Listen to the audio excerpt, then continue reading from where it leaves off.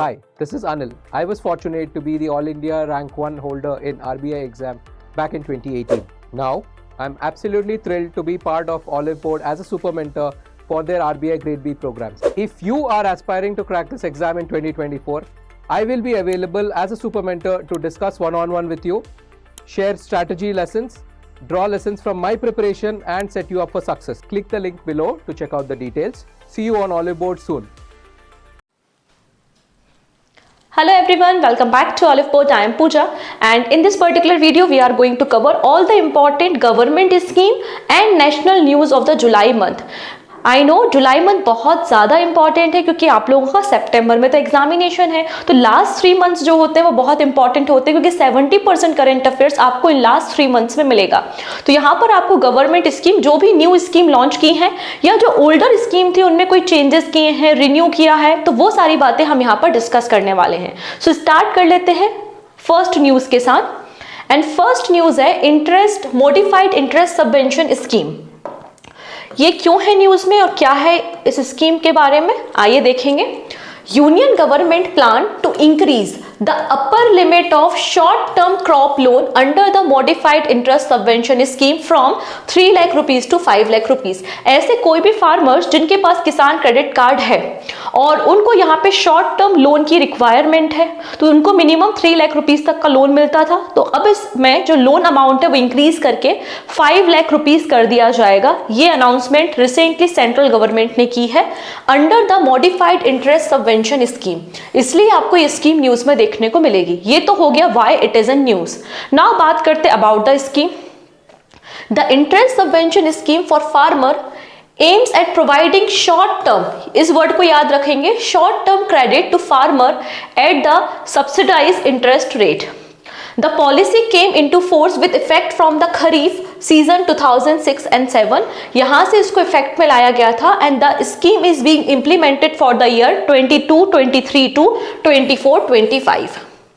ठीक है, अब इसमें जो इंटरेस्ट में आपको डिस्काउंट मिल रहा है या जो भी आपको सबवेंशन इंटरेस्ट में वो कौन प्रोवाइड करेगा, तो उसके लिए भी कुछ आपके बैंक्स यहाँ पर मेंशन है।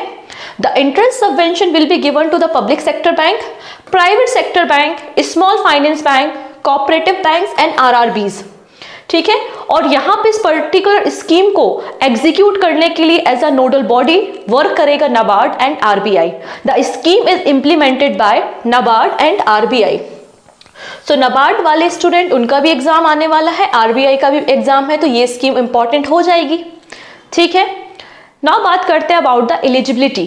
कौन यहाँ पर एलिजिबल है, तो कोई भी individual farmer, individual borrower, joint borrower, tenant farmer, self help group, ये सभी लोग यहाँ पर एलिजिबल है। नाउ बात करते हैं हाउ डज इट वर्क।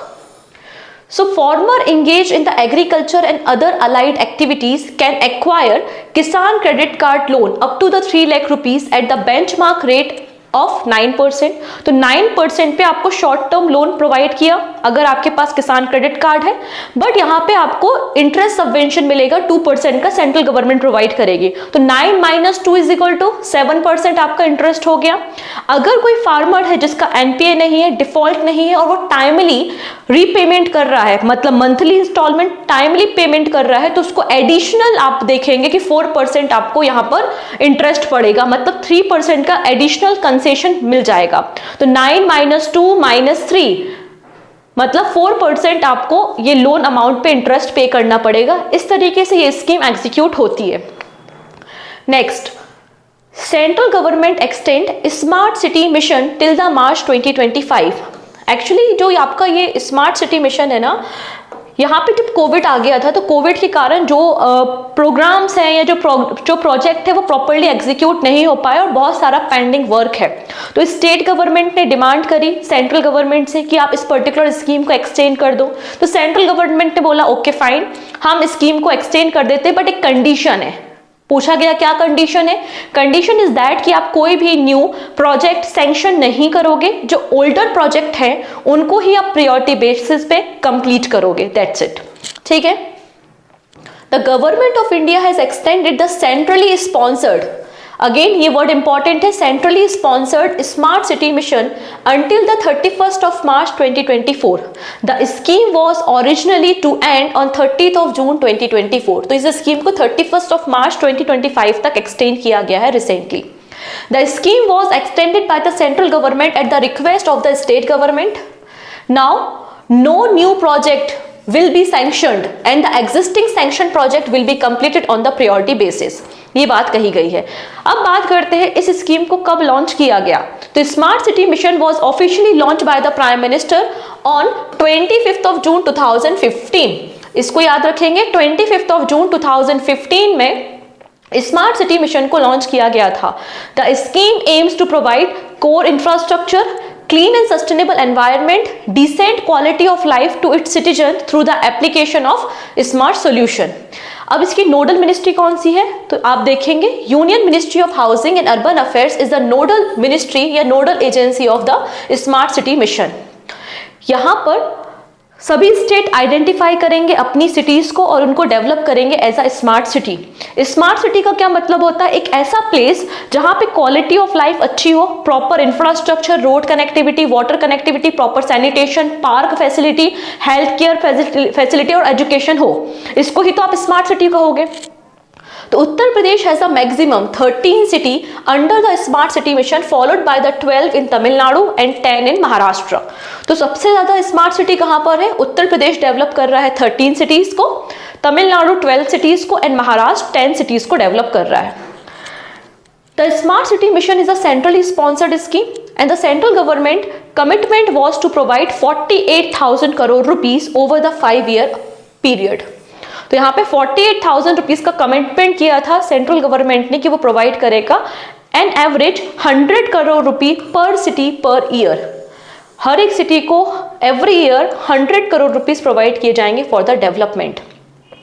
जितना सेंट्रल गवर्नमेंट कंट्रीब्यूट करेगा, similar state government and urban local bodies भी फंड को रेज करेंगी. The state government and the urban local bodies were to provide matching contribution. Additionally, funds were to be raised by the state government and the urban local body to fund the project under the mission.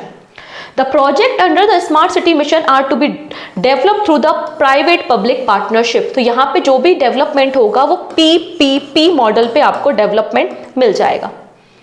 ठीक है. Next है Why has the scheme been extended? तो उसका reason भी यहाँ पर दिया गया है by the union ministry of housing and urban affairs, और ये पर्टिकुलर मिनिस्ट्री अभी संभाल रहे हैं मनोहर लाल खट्टर. इसमें इन्होंने मेंशन किया गया कि according to the government of India as of 3rd of July 2024 7188 project in 100 cities have been completed, और जिसमें टोटल कॉस्टिंग आई है 1,44,237 करोड़ रुपीस की. अभी यहाँ पर 830 प्रोजेक्ट है जो बैलेंस आपको मिलेंगे. तो इनको कंप्लीट करने के लिए यहाँ पर एक्सटेंशन दिया गया है, but no new project will be funded and the state government must complete the work by the 31st of March 2025. So you have to remember this particular date, 31st of March 2025. Done. दो important scheme हमने देख ली. कौन कौन सी हो गई, पहला आपका हो गया यहाँ पे मिस मतलब modified interest subvention scheme, and second is smart city mission. चलिए फर्दर डिस्कशन करने से पहले एक छोटी सी इंफॉर्मेशन है. एक GA MCQ बैच लॉन्च किया है फॉर योर अपकमिंग एग्जामिनेशन. इसमें आपको कोई भी थ्योरी नहीं है, केवल 2000+ MCQs आपको यहाँ पर मिल जाएंगे जो डेफिनेटली आपको हेल्पफुल रहेंगे आपके आने वाले एग्जाम के लिए. 1000+ MCQ ESI के, 600+ MCQ general awareness and 500+ MCQs होंगे बैंकिंग अवेयरनेस के. ठीक है. तो आप इसमें इनरोल कर सकते हैं ऑलिव बोर्ड के एप्लीकेशन में विजिट करके, जिसमें 40+ लाइव क्लासेस आपको मिलेंगी. Done. Next, India has prepared a checklist of its entire fauna. ठीक है. अगर हम बायोडाइवर्सिटी की बात करते हैं तो बायोडाइवर्सिटी में डिफरेंट काइंड ऑफ स्पीसीज होती हैं, प्लांट्स की भी और एनिमल्स की भी. सो प्लांट एंड एनिमल को ही हम फ्लोरा एंड फाउना कहते हैं. फाउना मतलब एनिमल की डिफरेंट काइंड ऑफ स्पीसीज जो इंडिया में प्रेजेंट हैं, उनकी प्रॉपर चेकलिस्ट रेडी की गई है बाय द भूपेंद्र यादव. ये इंफॉर्मेशन हमें मिली है. तो India has become the first country, that's why important हो जाता है. India has become the first country in the world to prepare a checklist of its entire fauna population and covering 1,04,561 species. This makes India the global leader in the biodiversity documentation and conservation. ठीक है। Recently 109th anniversary celebrate हो रही थी zoological survey of India की इन Kolkata, West Bengal, और इसी occasion में इस चेकलिस्ट को पब्लिश किया गया है बाय द भूपेंद्र यादव। ठीक है, डन। नाउ बात करते हैं about the zoological survey of India. It was set up on 1st of July 1916 at the Kolkata, and it was set up to study and document the fauna of the country. It is work under the Union Ministry of Environment, Forest and the Climate Change. Kolkata में है, जिसका 16 आपको regional centres पे मिल जाएंगे, and director है doctor धृति Banerjee. Done. चलो next देख लेते हैं। Ministry of Statistics and the Program Implementation launched e-सांख्यिकी portal for enhancement data access। तो यहां पर देखेंगे रिसेंटली स्टैटिक्स डे पर doctor Arvind Panagariya 16 finance commission के चेयरमैन हैं, उन्होंने ई सांख्यिकी पोर्टल को लॉन्च किया है, and it provide real time input for planner, policy maker, researchers and public at large. इसके दो मॉड्यूल हैं, data catalogue module and second is macro indicator module. This module catalogue the major data asset of the ministry at the one place. यहाँ पे ministry की जो different kind of reports हैं, जो भी डेटा है, आपकी टेबल्स हैं, इमेजेस हैं, उनको एक सिंगल प्लेटफॉर्म में इंटीग्रेट करना, एक सिंगल प्लेटफॉर्म पर लेकर आना। ठीक है, it allow user to search within data set including within tables and download data to interest to increase its value. Next आता है आपका, जिसमें इंक्लूड होगा आपका 7 डेटा प्रोडक्ट, जिनका नाम है national account statics, consumer price index, इसके अलावा index of industrial production, annual survey of industry, periodic labour force survey etcetera. Macro indicators में अगर देखेंगे तो फिल्टरिंग का प्रोसेस है यहाँ पर, with feature of filtering and visualising data enabling easy of access for the user. Next बात करेंगे about the Nirman portal. So Nirman portal launch किया गया है by the ministry of coals and mine, मतलब जी किशन रेड्डी ने इसको लॉन्च किया है। Shri G Kishan Reddy, union minister for coal and mines, launch the Nirman portal in the new Delhi, which align with prime minister Modi's mission कर्मयोगी। अब यहाँ पे निर्माण का एब्रीविएशन या फुल फॉर्म क्या है? Noble initiative for rewarding mains aspirant of national civil service examination. तो यहाँ पर under the CSR corporate social responsibility scheme, coal India limited, यहाँ पर कोल इंडिया लिमिटेड जिन 39 डिस्ट्रिक्ट्स में ऑपरेशन में है, उन 39 डिस्ट्रिक्ट्स के जो स्टूडेंट है यूपीएससी में अपियर हुए थे, प्रीलिम्स क्वालिफाई कर लिया है और अब मेंस की प्रिपरेशन करना चाहते हैं, उनको फाइनेंशियल सपोर्ट प्रोवाइड किया जाएगा। The scheme is aimed towards providing support of 1 lakh rupees to the pre-examination qualified student or candidate with an annual family income less than 8 lakh rupees and belonging to the scheduled caste, scheduled tribe, female and the third gender who are the permanent resident of any of the 39 operational district of the Coal India Limited। तो Coal India Limited जहां पे operation में हो रहा है, केवल उनके लिए ही आपको ये स्कीम देखने को मिल जाएगी। ठीक है, next, union minister Jitin Ram Manjhi launch 2 new initiative on the world MSME day in the new Delhi. तो यहाँ पर MSME डे पर 2 नए इनिशिएटिव्स को लॉन्च किया गया है, एक है MSME टीम एंड सेकेंड है आपका यशस्विनी। ठीक है, तो MSME टीम का क्या मतलब है? MSME trade enablement and the marketing initiative aimed at helping small business participated in the online, और इनको जो आपका ONDC प्लेटफॉर्म है उसमें छोटे बिजनेसेस को लाना है जिससे उनकी ग्रोथ हो सके। ठीक है, ONDC means open network for digital commerce. Second initiative है यशस्विनी। यशस्विनी का पर्पस है यहाँ पर वो सारी बिजनेसेस जिनको वीमेन लीड कर रही हैं, उन बिजनेसेस को और भी ज्यादा कैपिटल सपोर्ट प्रोवाइड करना और अवेयरनेस कैंपेन रन करना। ठीक है, नेक्स्ट बात करेंगे मोदी जी की मन की बात। तो इन्होंने अपने मन की बात में अराकू कॉफी के बारे में डिस्कशन किया था, तो हम भी थोड़ी सी बात यहाँ पे कर लेंगे अबाउट द कॉफी। ठीक है, Araku coffee is grown in the Araku valley in the Alluri Sitarama Raju district of the Andhra Pradesh, जो कि ईस्टर्न घाट में सिचुएटेड है। Araku coffee has received international award including the best robusta at the Cafe de Colombia competition and 2019 में इसके unique quality के कारण इसे GI certification भी मिला है, मतलब geographical indication.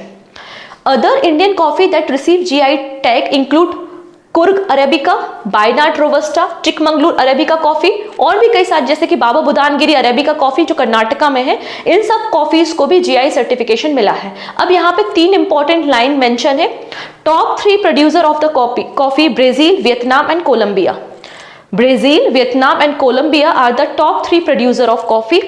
India is the 6th largest producer of coffee in the world and the top 3 producer of coffee in India, Karnataka, Kerala and Tamil Nadu. Okay? चलिए next है air India to set up South Asia's largest flight training school in Amaravati. तो South Asia का largest flight training institute जहां पर pilots को training provide की जाएगी, ठीक है, इसको ओपन किया गया है अमरावती महाराष्ट्र में, जिसमें 200 करोड़ रुपीस का इन्वेस्टमेंट है। This initiative a collaboration with the Maharashtra airport development company, ठीक है। The flying school will be operational by the mid 2026 ऐसा मेंशन है and 180 commercial pilot will pass out every year. Now बात करते हैं MD and CEO of Air India Campbell Wilson आपको मिल जाएंगे। याद रखना ये साउथ एशिया का लार्जेस्ट फ्लाइंग ट्रेनिंग स्कूल है, अमरावती महाराष्ट्र में इसको ओपन किया जा रहा है। नेक्स्ट बात करेंगे नीति आयोग टू लॉन्च संपूर्णता अभियान। तो संपूर्णता अभियान किसने लॉन्च किया है? पहली बात नीति आयोग ने लॉन्च किया है। It is a 3 month campaign run from 4 July to 30 September 2024। Clear है? 4 जुलाई से 30 सितंबर के बीच में आपको संपूर्णता अभियान देखने को मिलेगा which is run by NITI Aayog. अब इसमें पर्पस क्या है? Sampoornata Abhiyan seeks to achieve saturation in each of the 6 identified indicator in the 112 aspirational district in 500 aspirational block. यहां पर नीति आयोग के 2 प्रोग्राम हैं, aspirational district programme and aspirational block programme. इन दोनों प्रोग्राम को रन करता है नीति आयोग। पहले अगर हम बात करें about the aspirational district program, it was launch in 2018, aims to quickly and effectively transform 112 district across the country। तो यहाँ पर एस्पिरेशनल डिस्ट्रिक्ट कितनी है? 112 एस्पिरेशनल डिस्ट्रिक्ट्स है। इसमें 5 फोकस या 5 थीम्स पे फोकस करेंगे। Health and nutrition, education, agriculture and water resources, financial inclusion and skill development and infrastructure. और इसमें 81 इंडिकेटर्स है जिसमें हमें डेवलपमेंट करना है, ठीक है। अब एस्पिरेशनल ब्लॉक प्रोग्राम भी नीति आयोग ने लॉन्च किया था इन 2023। इसके अंदर आपको 500 ब्लॉक्स देखने को मिल जाएंगे, ठीक है। अगेन यहाँ पर भी जो फोकस है वो 5 थीम्स है, health and nutrition, education, agriculture, basic infrastructure and social development. और इसमें आपके 40 इंडिकेटर्स पे डेवलपमेंट किया जाएगा। तो यहाँ पर 6 आपको इंडिकेटर्स आइडेंटिफाई किए गए हैं अंडर द संपूर्णता अभियान, और इन 6 इंडिकेटर्स पे वर्क होगा in the 112 district in the 500 blocks in 3 month campaign जो स्टार्ट हो रहा है 4 जुलाई टू 30 सितंबर। जैसे कि सॉइल हेल्थ कार्ड डिस्ट्रीब्यूशन करना, यहाँ पे जो स्कूल्स हैं उसमें फंक्शनल इलेक्ट्रिसिटी प्रोवाइड करना, चिल्ड्रंस को फुली इम्यूनाइज करना। तो ऐसे 6 इंडिकेटर्स को आइडेंटिफाई किया है जिसको इंटीग्रेट करेंगे इन सभी ब्लॉक्स एंड डिस्ट्रिक्ट्स में। क्लियर? इसलिए आपको संपूर्णता अभियान देखने को मिल रहा है। Okay, done. चलिए फर्दर डिस्कशन करने से पहले वो सारे स्टूडेंट जिनको नहीं पता कि पीडीएफ कहाँ से मिलेगी, ये जो जुलाई मंथ का कंपाइलेशन हम देख रहे हैं government schemes and national events, तो इसके कंपाइलेशन का पीडीएफ आप इजीली डाउनलोड कर सकते हैं ऑलिव वुड के एप्लीकेशन से, ठीक है। आप प्ले स्टोर पे जाके ऑलिव वुड के एप्लीकेशन को डाउनलोड करना, वहां पर आरबीआई वाले सेगमेंट में आपको मिल जाएगा आपका यूट्यूब पीडीएफ बंडल कोर्स। तो यूट्यूब पीडीएफ बंडल कोर्स से आप इजीली ये जो वाईटी पे जितनी भी क्लासेस होती हैं इन सभी की पीडीएफ को आप डाउनलोड कर सकते हैं। क्लियर है? जब आप ऑलिव वुड के एप्लीकेशन पे विजिट करेंगे तो आपको कई सारे एक्सक्लूसिव ऑफर तो मिलेंगे ही मिलेंगे। इसके अलावा एक रिवीजन पैक भी लॉन्च किया गया है, क्योंकि आप सभी लोगों के एग्जाम हैं। तो जनवरी मंथ से लेकर अगस्त मंथ तक आपकी जो टॉप 3 मैगजीन्स होती हैं, जिसमें आता है पीआईबी मैगजीन, गवर्नमेंट स्कीम की मैगजीन और आपकी मंथली करेंट अफेयर्स मैगजीन, ये आपको यहाँ पर मिल जाएंगे। आप इनको भी डाउनलोड करके स्टडी कर सकते हो। Done. Next, Defense Testing Infrastructure Scheme. So Ministry of Defense has recently signed an MOU under the Defense Testing Infrastructure Scheme. Actually इसका बैकग्राउंड समझिए, तब आप थोड़ा ज़्यादा अच्छे से इस स्कीम को समझ पाएंगे, ठीक है। तो मिनिस्ट्री ऑफ डिफेंस ने इस पर्टिकुलर स्कीम को लॉन्च किया था 1 सेकेंड, हाँ, इस स्कीम को लॉन्च किया था मिनिस्ट्री ऑफ डिफेंस ने। इसका पर्पस क्या था? इनका पर्पस था कि हमको यहाँ पर टेस्टिंग फैसिलिटी, जो हमारे डिफेंस इक्विपमेंट्स हैं, लाइक आपने AK असॉल्ट राइफल रेडी किया या डिफरेंट काइंड ऑफ जो आप इसकी मतलब आप प्रोडक्ट लॉन्च करते हो उसकी टेस्टिंग करना, उनका प्रोडक्शन करना और आपका जो इंपोर्ट कॉस्ट है उसको रिड्यूस करना। इसलिए हम क्या करेंगे, यहाँ पर टोटल 7 टेस्टिंग फैसिलिटी बिल्ड करेंगे, ठीक है, 3 इन उत्तर प्रदेश एंड 4 इन तमिलनाडु। ये यहाँ पे मिनिस्ट्री ऑफ डिफेंस का टेस्टिंग इंफ्रास्ट्रक्चर स्कीम आपको मिल जाएगा। लॉन्चिंग ईयर है 2020 with a budget of 400 crore rupees, जिसमें 75% गवर्नमेंट फंडिंग करेगी एंड रिमेनिंग 25 जो फंड है वो स्टेट गवर्नमेंट, प्राइवेट प्लेयर, ये सब यहाँ पर इन्वेस्ट करेंगे। तो आपको ये स्कीम क्लियर हो गई होगी।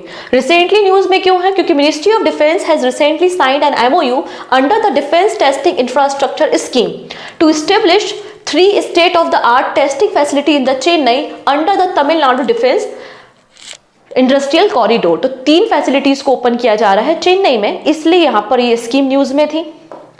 नेक्स्ट है defence production reaches a record of 1.26 lakh crore rupees इन 23-24। अब यहाँ पे जो प्रीवियस ईयर था FY24, उसमें हमारा डिफेंस एक्सपोर्ट क्या था या डिफेंस प्रोडक्शन क्या था, वो सब डेटा यहाँ पे रिवील किया गया है। सो union ministry of defence, India's total annual defence production reach 1,26,887 lakh crore rupees. Overall आप इसको बोल सकते हैं 1.26 लाख करोड़ रुपीस यहाँ पर FY24 में हमारा डिफेंस सेक्टर में प्रोडक्शन था।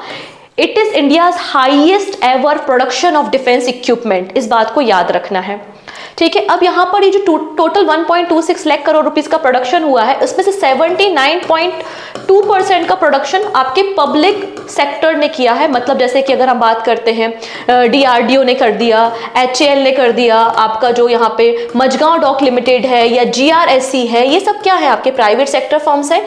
इनका जो कॉन्ट्रीब्यूशन है वो 79.2% है। रिमेनिंग 20.8% कॉन्ट्रीब्यूशन प्राइवेट प्लेयर्स का आपको मिल जाएगा, ठीक है। ये बात यहाँ पे मेंशन की है। और क्या कहा है? इंडिया के एक्सपोर्ट के बारे में बात हुई, defence export. In FY24 India exported defence good worth ₹21,000 crore rupees compare to 15,920 crore rupees in 22-23। मतलब FY24 में हमारा जो डिफेंस सेक्टर में एक्सपोर्ट है वो 21,000 करोड़ रुपीस आपको यहाँ पर मिल जाएगा। अब हमारा नेक्स्ट ईयर का टारगेट, मतलब FY25 का हमारा टारगेट क्या है डिफेंस एक्सपोर्ट का? It is 35,000 crore rupees. ये आपका डिफेंस एक्सपोर्ट का टारगेट है फॉर FY25। डन। नेक्स्ट बात करेंगे, union minister Piyush Goyal announced concession in the licensing fee. यहां पर इन्होंने कहा है कि हम चाहते हैं कि पेट्रोकेमिकल इंडस्ट्री जो है, ठीक है, जो एक्सप्लोजिव सेक्टर है, उसमें MSME का कंट्रीब्यूशन हो और वीमेंस का भी कंट्रीब्यूशन हो। तो MSME या फिर फीमेल लाइसेंस लेना चाहते हैं तो उसमें हम कंसेशन प्रोवाइड करेंगे, ऐसा मिनिस्ट्री ने कहा है, ठीक है। तो आप देखेंगे in a significant move to boost entrepreneurship,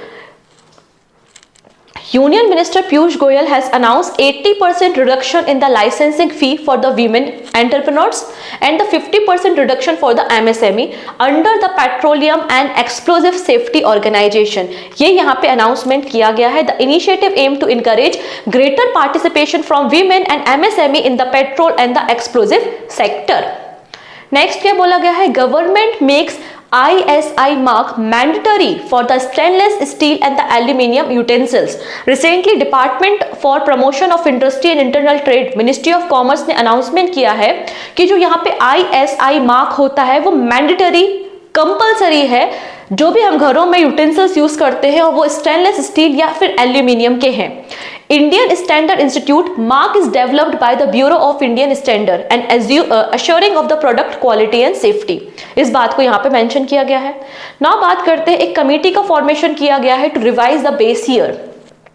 जो आपका CPI, WPI, GDP है, ठीक है, आपका इसका जो बेस ईयर है, जैसे कि CPI, WPI का बेस ईयर क्या है, 2011-12 है। इसको रिवाइज करने के लिए एक कमेटी का फॉर्मेशन किया गया है by the ministry of statics and the programme implementation. ये 26 मेंबर की कमेटी है which is chaired by Vishwanath Goldar इसको चेयर कर रहे हैं, और ये लोग रिकमेंड करेंगे new base year for the WPI, PPI and CPI। At present, the base year is 2011-12, but is proposed for revision to 2020-21.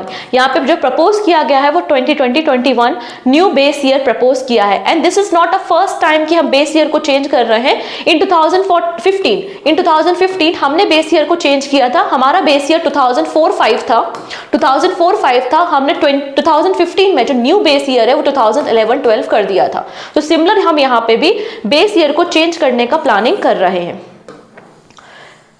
Next है annual survey of unincorporated enterprises. तो यहाँ पे बात की जा रही है कि जो आपके अनऑर्गेनाइज सेक्टर है, नॉन फार्म्ड या नॉन एग्रीकल्चर जो एक्टिविटीज है आपके अनरेगुलेटेड सेक्टर में, वो कितनी ग्रोथ हुई है, कितने % नए लोग यहाँ पे इन्वॉल्व हुए हैं, वो सारी बातें यहाँ पे पब्लिश हुई हैं। किसने की है? Ministry of statics and the programme implementation has release the annual survey of the unincorporated enterprises for the 23-24। अब इस सर्वे में क्या कहा गया कि जो सबसे ज्यादा इनफॉर्मल सेक्टर है वो यूपी में है, ठीक है। As per the survey, UP, West Bengal and Maharashtra had the highest share of informal sector enterprises in both urban area and the rural area. इसके अलावा इन्होंने मेंशन किया है कि पोस्ट पैंडेमिक के बाद, मतलब कोविड पैंडेमिक के बाद कुछ ऐसे स्टेट है जिसमें इनफॉर्मल सेक्टर डिक्लाइन हुए हैं, उनकी ग्रोथ कम हुई है, like Gujarat, Haryana, Karnataka, Kerala, Madhya Pradesh, Tamil Nadu and West Bengal. ये बात यहाँ पे बोली है। इसके अलावा जो सबसे ज्यादा पर्सन इन्वॉल्व है आपके इनफॉर्मल सेक्टर में, वो यूपी के लोग इन्वॉल्व है। The state of Uttar Pradesh topped among major state with an increase in the number of unincorporated non-agriculture enterprises। यहाँ पर इस लिस्ट को भी दिया गया है, आप यहाँ पे कंपेयर कर सकते हो। उत्तर प्रदेश टॉप पे, देन वेस्ट बंगाल और महाराष्ट्र है। लेकिन आप देखोगे कि यूपी में ग्रोथ हुई है, लेकिन वेस्ट बंगाल में देखो डिक्लाइन हुआ है। पहले 12.31% था, now it is 12.04%, and Maharashtra में भी इंक्रीज हुआ है, ठीक है, इस बात को याद रखना है। इसके अलावा क्या मेंशन किया गया है?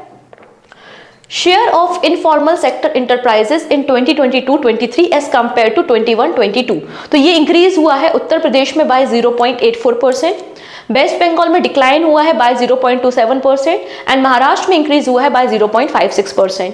नाउ बात करते हैं टोटल वर्कर्स के बारे में। तो ड्यूरिंग 22-23 जो नंबर ऑफ पर्सन इंक्रीज हुए हैं, इट इज 1.17 करोड़ वर्कर्स। मतलब प्रेजेंटली आप देखेंगे कि 10.96 करोड़ वर्कर्स इन्वॉल्व हैं in non agriculture sector. Next बात करेंगे अर्बन वर्कर्स के बारे में। तो 0.69 करोड़ वर्कर इंक्रीज हुए हैं और रूरल इंडिया में 0.48 करोड़ वर्कर इंक्रीज हुए हैं। नेक्स्ट बात करेंगे हज committee now under the minority affairs ministry. अब यहाँ पे क्या किया गया है? तो पहले जो आपकी हज कमेटी थी वो आपको देखने को मिलती थी मिनिस्ट्री ऑफ एक्सटर्नल अफेयर्स के अंदर, इसको चेंज करके मिनिस्ट्री ऑफ माइनॉरिटी अफेयर्स में लाया गया है, ठीक है। The new rule are called Haj committee amendment rules 2024 and replacing ministry of external affairs with the ministry of minority affairs in the Haj committee rule 2002।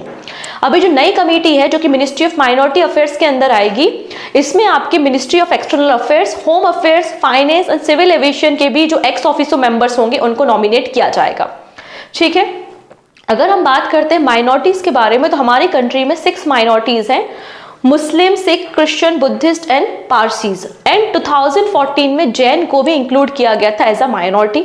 As per the 2011 census, the percentage of the minority in the country is about 19.3 of the total population of the country, ठीक है। ये बात यहाँ पे mention है, और minority word Indian constitution में कहीं भी डिफाइन नहीं है।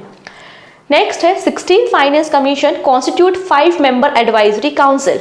तो रिसेंटली 16 फाइनेंस कमीशन ने 5 मेंबर का एक एडवाइजरी पैनल बनाया है, जिसमें DK श्रीवास्तव, पूनम गुप्ता, प्रांजल भंडारी, राहुल बाजीराव और नीलकांत मिश्रा आपको मिल जाएंगे, ठीक है। जिसमें Poonam Gupta convener of the advisory council होंगी। ये जो एडवाइजरी काउंसिल है वो टर्म ऑफ रेफरेंस के रिगार्डिंग और अदर सब्जेक्ट पे आपका जो फाइनेंस कमीशन है, 16 फाइनेंस कमीशन, उसको एडवाइज करेंगे। टर्म ऑफ रेफरेंस क्या होते हैं? टर्म ऑफ रेफरेंस ये होते हैं किस तरीके से यहाँ पे टैक्सेस को डिस्ट्रीब्यूट किया जाएगा between central government and state government, किस तरीके से स्टेट के बीच में फंड को डिस्ट्रीब्यूट किया जाएगा, हमें यहाँ पे क्या एक्स्ट्रा ग्रांट देना है स्टेट गवर्नमेंट को, कंटिजेंसी फंड के लिए कितना हमको पैसा रखना है, ये सारे टर्म ऑफ रेफरेंसेस कहलाते हैं। ठीक है, next PLI, production linked incentive, PLI scheme for the white goods. White goods क्या होते हैं? तो वाइट गुड्स मतलब हमारे घरों में जो हम अप्लायंसेस यूज करते हैं जैसे कि AC, LED लाइट्स, ये सब आपकी क्या है, आपको वाइट गुड्स देखने को मिलेंगे।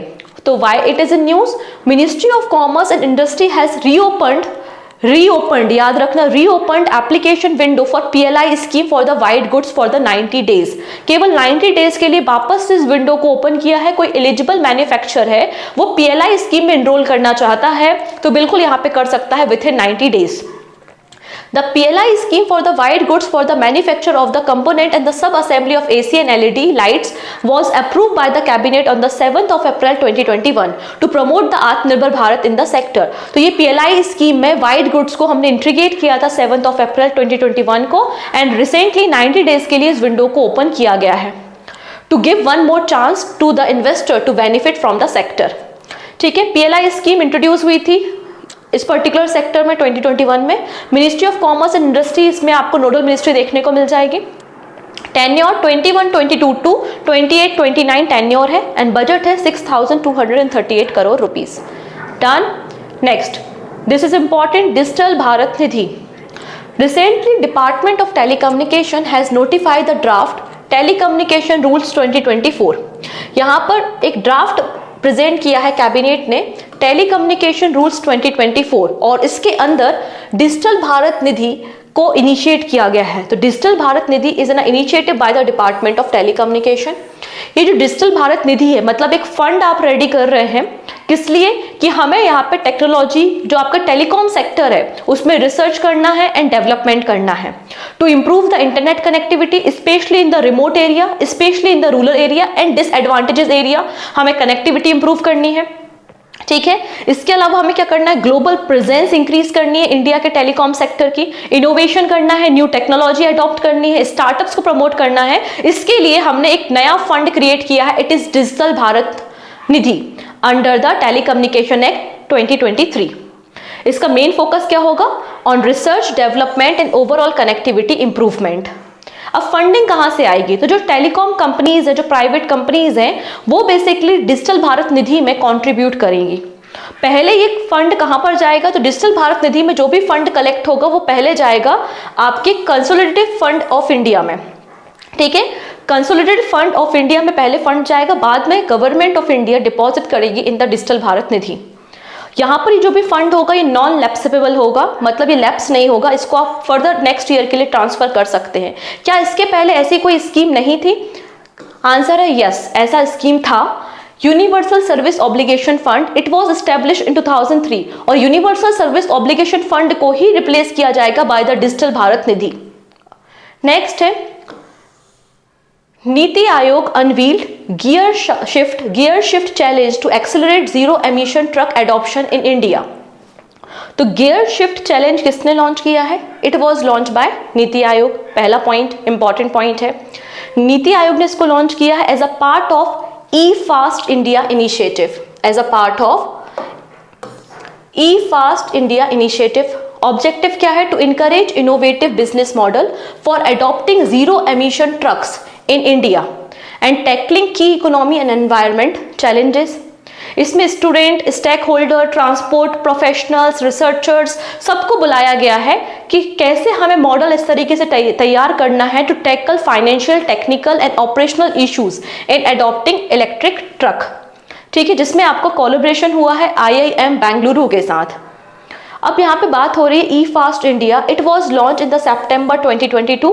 इसका फुल फॉर्म क्या है? Electric frigate accelerator for sustainable transport India. Next है IIT Delhi and the Prasar Bharati host robot competition DD Robocon India 2024 in Delhi. तो IIT दिल्ली एंड प्रसार भारती ने 2 दिन का एक रोबोट कॉम्पिटिशन होस्ट किया था, DD Robocon, Thyagaraj stadium Delhi में। मोर देन 750 स्टूडेंट्स ने, 45 कॉलेजेस के स्टूडेंट्स ने यहाँ पे पार्टिसिपेट किया था। ठीक है, जो भी इसका विनर होगा वो इंडिया को रिप्रेजेंट करेगा in the international Asia Pacific broadcasting union robocon 2024 में, and it will take place in the Vietnam. Next है PM Shri scheme, Pradhan Mantri school for rising India. ये पर्टिकुलर स्कीम अभी रिसेंटली न्यूज में है। पहले हम देखते हैं why it is in news. Union government has stop fund of Punjab, West Bengal and Delhi under the Samagra Shiksha अभियान। यहां पर देखो गवर्नमेंट ने ना ये जो 3 आपको स्टेट्स दिख रहे हैं ना, पंजाब, वेस्ट बंगाल एंड दिल्ली, इनकी फंडिंग को स्टॉप कर दिया है अंडर द समग्र शिक्षा अभियान, बिकॉज इन्होंने रिफ्यूज कर दिया, इन्होंने मना कर दिया कि हम नहीं पार्टिसिपेट करेंगे पीएम श्री स्कीम में। They refused participation in the PM Shri scheme, इसलिए यहां पे ये फंड इनका स्टॉप किया गया है। ठीक है, तो यहाँ पे 2 स्कीम्स हो गई हैं, पहला है PM Shri and second is समग्र शिक्षा अभियान। इन दोनों स्कीम्स को हम डिस्कस करेंगे। पहले बात करेंगे about the PM Shri. It is a centrally sponsored scheme for the upgradation and development of more than 14,500 school across the country. ठीक है, आप यहाँ देख सकते हैं it is a centrally sponsored scheme, 2022 में अनाउंस हुआ था, और इंप्लीमेंटेशन या ड्यूरेशन क्या है इसका, 22-23 टू 26-27। एलिजिबल कौन है, तो यहाँ पे कोई भी private school, central government school, state government school, sorry private नहीं पब्लिक स्कूल ना, सरकारी स्कूल मतलब, तो state government school, central government school, local body अगर मैनेज कर रहे हैं, यूटी के स्कूल, आपके जो केवी है, एकलव्य विद्यालय, जेएनबी, ये सभी लोग यहाँ पर इंक्लूड हैं। ऑब्जेक्टिव क्या है, to showcase the component of the national education policy 2020 and serve as a model school. इसमें जो हमारे क्लासरूम है उनको डिजिटल क्लासरूम और स्मार्ट क्लासरूम में डेवलप किया जाएगा, लैब्स को इन्हांस किया जाएगा। ठीक है, ये इसका बेसिकली पर्पस है। कॉस्ट रेशियो 60:40 का रेशियो है, 60:40 रेशियो आपके नॉर्मल स्टेट के लिए है, और 90:10 का रेशियो आपको अदर जो आपकी स्पेशल कैटेगरी स्टेट्स हैं उनको दिया जाएगा। नंबर ऑफ स्कूल जिनको रिडेवलप किया जाएगा under the PM Shri, it is 14,500। Now बात करते हैं अबाउट द समग्र शिक्षा स्कीम। ठीक है, it is integrated scheme for school education and covering complete pre primary to senior secondary education, और ये भी आपकी सेंट्रली स्पॉन्सर्ड स्कीम है। इसका पर्पस है इक्विटेबल, अफोर्डेबल और good quality of education provide करना। It subsume the 3 schemes of Sarva Shiksha Abhiyan, राष्ट्रीय माध्यमिका शिक्षा अभियान एंड टीचर एजुकेशन। ये जो 3 अलग अलग स्कीम्स थी, इनको कंबाइन करके एक न्यू स्कीम लॉन्च की गई थी इन 2018। इट इज समग्र शिक्षा अभियान। तो launching year was 2018 and it was extended, it has extended from the 21-22 to 25-26। तो आई थिंक आपको ये दोनों स्कीम्स भी क्लियर हो गई होंगी। डन, यहां तक कोई डाउट? चलिए तो आगे बढ़ते हैं, हम कुछ और न्यूज को कवर कर लेंगे। नेक्स्ट है UGC Asmita programme. Asmita means augmenting study material in Indian language through translation and academic writing. यहाँ पर under the UGC Asmita programme हमारा टारगेट है कि 22,000 एकेडमिक बुक्स को ट्रांसलेट करना in different languages. Okay, initiative to develop 22,000 books in the Indian language in the next 5 years. It is a collaborative effort of the UGC and the भारतीय भाषा समिति, a high power committee under the Ministry of Education.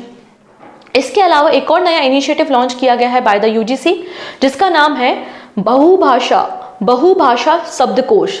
बहुभाषा मतलब multiple languages and शब्दकोश मतलब आपके dictionary. तो इसमें कोई भी सिंगल पॉइंट ऑफ रेफरेंस में कोई भी आपका वर्ड है उसको इंडियन लैंग्वेज में, किसी भी लैंग्वेज में उसको ट्रांसलेट किया जाएगा, उसका मीनिंग बताया जाएगा।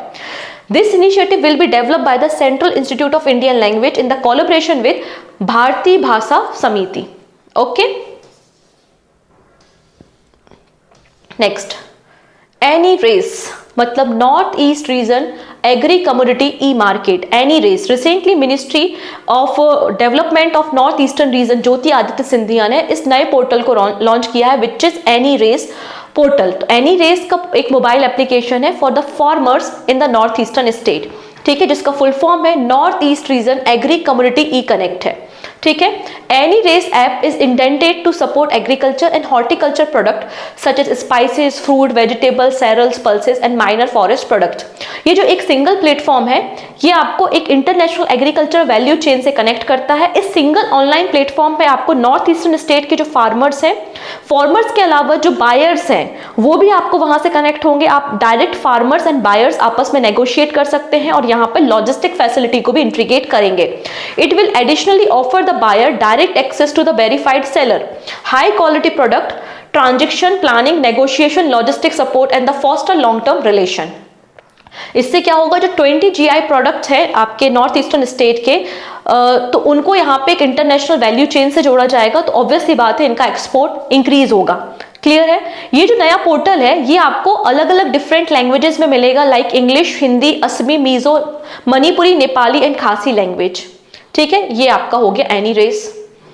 Next, External Affairs Minister S. Jaishankar inaugurated India's first overseas Jan Aushadhi केंद्र in the Mauritius। तो for the first time यहाँ पर ओवरसीज जन औषधि केंद्र को सेटअप किया गया है इन द मॉरिशियस, जहां पर आपको अफोर्डेबल प्राइसेस में generic medicine and equipments provide किए जाते हैं। अंडर द प्रधानमंत्री भारतीय जन औषधि परियोजना ये औषधि केंद्र को सेटअप किया गया है इन द मॉरिशियस। प्रधानमंत्री भारतीय जन औषधि परियोजना was launched by the Department of Pharmaceutical, Ministry of Chemical and Fertilizer in the November 2008। Done. Next बात करेंगे नीति आयोग। तो नीति आयोग ने एक रिपोर्ट पब्लिश की है जिसका टाइटल है electronics powering India's participation in the global value chain. और नीति आयोग की इस रिपोर्ट में हमारे कुछ टारगेट डिसाइड किए गए हैं, set a ambitious target of $500 billion in the electronic manufacturing in the value term for India to be achieved by the 2030। तो इलेक्ट्रॉनिक जो हमारा मार्केट है, इलेक्ट्रॉनिक्स मैन्युफैक्चरिंग, वो $500 billion की हो जाएगी by the 2030 as per the NITI Aayog report. This will help India achieve its ambition of the becoming the world third largest economy।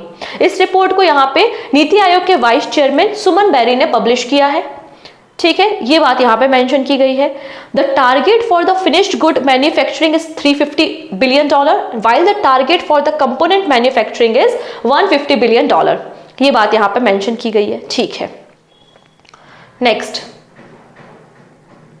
Government launch national landslide forecasting centre portal and application. तो यहाँ पे जो zoological survey of India का campus है in the salt lake city Kolkata West Bengal में, वहां पर national landslide forecasting centre को बिल्ड किया गया है जो कि अर्ली वार्निंग प्रोवाइड करेगा। ठीक है, to mitigate the hazard of landslide and provide early warning to the people affected by them, the government of India has set up National Landslide Forecasting Center at the Kolkata। और यहाँ पर इन्होंने एक mobile application और एक web portal भी launch किया है, भू संकेत। भू संकेत आपका वेब पोर्टल है और भू संकलन मोबाइल एप्लीकेशन है। It will provide early warning information to the local administration, update landslide, इसके अलावा अगर रेनफॉल, रियल टाइम रेनफॉल है, कोई स्लोप है, तो वो सारी चीजें इसमें बताया जाएगा। ठीक है, नाउ बात करते हैं डायरेक्टर जनरल ऑफ GSI, आपको यहाँ पे जनार्दन प्रसाद मिल जाएंगे। Next, EESL means Energy Efficiency Service Limited to launch retail shop to distribute energy efficient product। यहाँ पर देखेंगे इन्होंने डिसाइड किया कि हम अपनी शॉप खोलेंगे, दुकानें खोलेंगे फ्रेंचाइजी बेसिस पे, और यहाँ पे जो एनर्जी इफिशिएंट प्रोडक्ट्स हैं उनको बेचेंगे। सिंपल सी बात है। तो state own energy efficiency service limited will soon introduce retail franchise shop called the Urja Dakshata दुकान। दुकानों का नाम क्या होगा? ऊर्जा दक्षता दुकान, which will offer affordable energy efficient product like LED light, AC and the fan of the customer. यहाँ पे बायर्स जो हैं वो इनकी वेबसाइट से भी प्रोडक्ट्स को बाय कर सकते हैं। नाउ बात करते हैं about the energy efficiency service limited. इसका फॉर्मेशन 2009 में हुआ था, promoted by the Ministry of Power, and it is a joint venture of the 4 public sector undertaking NTPC Limited, Power Finance Corporation, REC Limited, Power Grid Corporation of India। इन सब 4 companies का एक joint venture आपको energy efficiency service limited देखने को मिल जाएगा। ठीक है, चलिए नेक्स्ट बात करेंगे India's first integrated agri export facility. तो इंडिया की पहली है, तो इंपॉर्टेंट है। Integrated agri export facility to come up at the Jawaharlal Nehru port Mumbai. कहां पर ओपन हो रही है? जवाहरलाल नेहरू पोर्ट मुंबई में हो रही है। Shri Sarbananda Sonowal approve 284 crore rupees public private project to agri logistic and reduce wastage. इसका पर्पस क्या है? लॉजिस्टिक जो इनएफिशिएंट है हमारी कंट्री में उसको इंप्रूव करना, फिर आपके warehouses and cold chain को डेवलप करना, आपके फ्रोजन वेयर हाउसेज को रेडी करना, जिससे यहाँ पे हम लंबे समय तक मतलब सेल्फ लाइफ इंप्रूव कर सके अपने एग्रीकल्चर गुड्स की, और लॉजिस्टिक को इंप्रूव कर सके, और एक्सपोर्ट को आपको इंक्रीज करना है। This facility will address inefficiency in the logistic, reduce multiple handling and extend the shelf life of the agriculture product. New facility to empower farmer, boost job opportunity and enhance export capacity. यहाँ पर बताया जा रहा है कि जो आपकी जो एग्रीकल्चर फैसिलिटी यहाँ पे JNPA में डेवलप हो रही है, ये आपको 67,000 स्क्वायर मीटर एरिया में देखने को मिल जाएगी। इसमें फ्रोजन स्टोरेज होगा 1800 मेट्रिक टन का, कोल्ड स्टोरेज 5800 मेट्रिक टन का हो जाएगा, ठीक है, और 12,000 मेट्रिक टन के आपको ग्रेन सेरल्स को भी आप स्टोर कर सकते हो, मतलब ड्राई वेयर हाउस फैसिलिटी भी यहाँ पर होगी, ठीक है। इससे हम अपने नॉन बासमती राइस, मेज, स्पाइसेस, अनियन, व्हीट, इनको भी केटर कर सकेंगे और एक्सपोर्ट कर पाएंगे, ठीक है, इतनी चीजें। It is to be noted JNPA in Maharashtra is the first major port of country which is 100% landlord port, having all the berth being operated on the public private model, ठीक है, and one of the leading container port among the top 100 global ports. In the state of Maharashtra, Ministry of Port Shipping and Waterway is also developing one of the biggest port in the country, Badhavan Port in the Palghar district of Maharashtra, with a total costing of 76,220 crore rupees. Clear? This is also a very important news. Done? तो ये थी आज का हमारा session. Complete session या complete आपका जो PDF है वो अवेलेबल हो जाएगा आपको एप्लीकेशन में, आप एप्लीकेशन से डाउनलोड कर सकते हैं। Okay, so thank you so much. I hope आपने एंजॉय किया होगा। बहुत सारी नई स्कीम्स को हमने यहाँ पे डिस्कस किया है। सो हम बाकी सारी बातें नेक्स्ट वीडियो में डिस्कस करेंगे। So thank you so much, take care and bye bye.